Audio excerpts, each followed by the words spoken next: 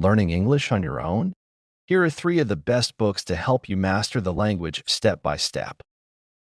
First, English Grammar in Use by Raymond Murphy. This book is a lifesaver for learners struggling with grammar. It explains everything in a simple way, with easy-to-follow examples and exercises. Whether you're a beginner or looking to refine your skills, this book will guide you through English grammar effortlessly. Next, Word Power Made Easy by Norman Lewis. If you want to expand your vocabulary, this is the book for you.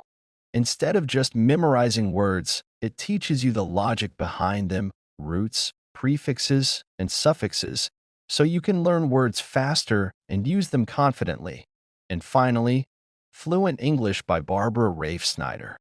This book is all about improving your spoken English.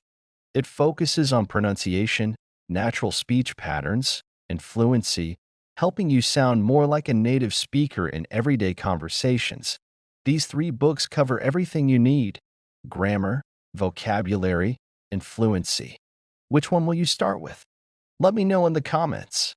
And if you found this helpful, don't forget to like and subscribe for more tips on mastering English. Happy learning!